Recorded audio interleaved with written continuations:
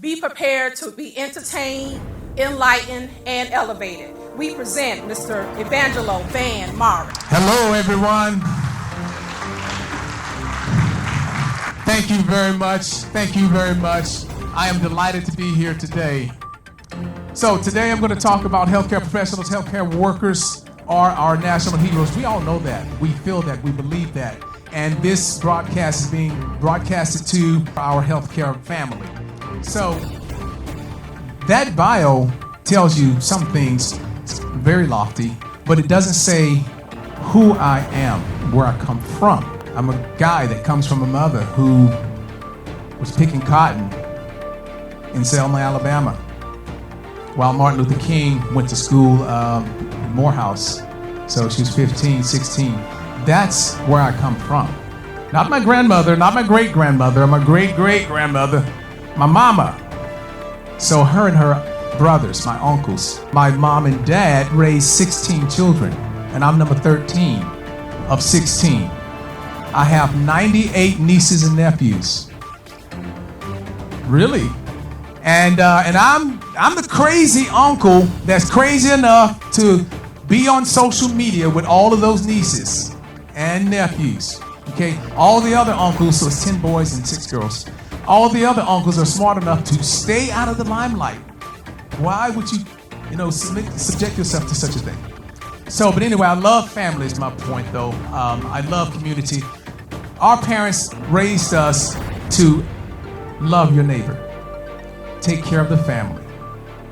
Okay? Do your job. Get a job. Earn your way. Hard work pays off. You've been working 12-hour shifts and taking shifts for other folks. And he's never said thank you. Never said thank you. And then one day, Boss Man Billy catches you in the cafeteria in the hospital and he says, hey, I just want to say thank you. I mean, we couldn't have done it without you. What you do. Let's move on to an observation that I made, and I sent this to my military friends. Some in the Navy, some in the Marine Corps, some in the Army, and I said this, and I read this to them, and they looked at it, and they agreed with it.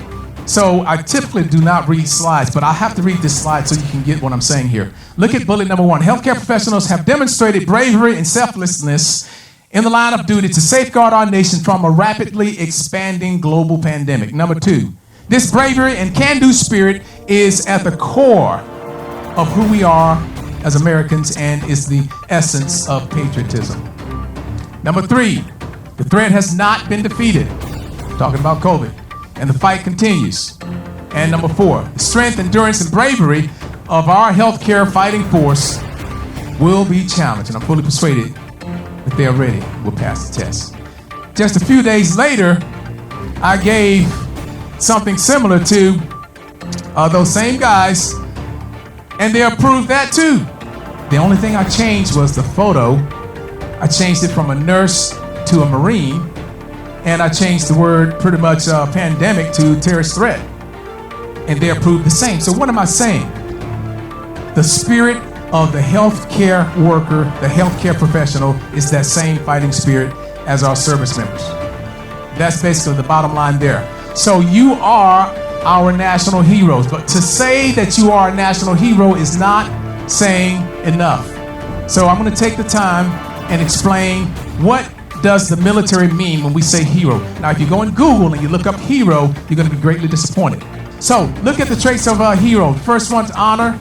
We're going to take honor, then courage, then commitment, then self-sacrifice. That's all you got when it comes to heroes. The first one is honor.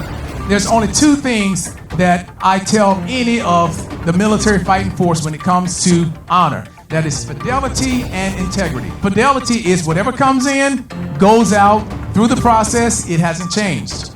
And if it changes, the fidelity isn't as high. And integrity, doing what's right when people are not watching, when Boss Man Billy is not watching. Next, courage. Courage and bravery, same thing. But look at the definition we have here. This is what we talk about in the military. To conduct an honorable task in spite of your fears. So it doesn't necessarily mean you have no fear. It simply means in spite of the fear, you still do what you need to do. Commitment. And this is one of my favorite ones. Putting yourself in a position to be courageous for an honorable cause. So when we are committed, which we'll see a video on that shortly, when we are committed, we are ready. The most expensive thing in the military is not its people, nor is it the equipment or anything of that sort. It is readiness. Same for our medical families, right? Our medical team. We need to know that. So when we say hero, so far we've covered 3 attributes. We're talking about honor. We're talking about courage in spite of fear. We're talking about commitment to where your life can be in danger, to where something irreversible could happen in the training process. All right, last one here is sacrificial love. Now, it says there in the definition there, denying yourself for the sake of others. But let me say something. Sometimes it can be confused with unconditional love. That is good, and we need more unconditional love. But what we're talking about as heroes, and what I need you to understand, what we train our military concerning this, is we need them to have sacrificial love. Sacrificial love is that love that it doesn't matter if you have a relationship with the other person. It doesn't matter. So what makes us different? What makes our heroes different? What makes us different is patriotism. So the 4 pillars of patriotism is really simple. Number 1, get involved in your local community.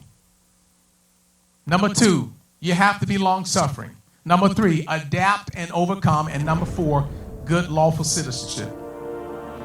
Getting involved in your local community.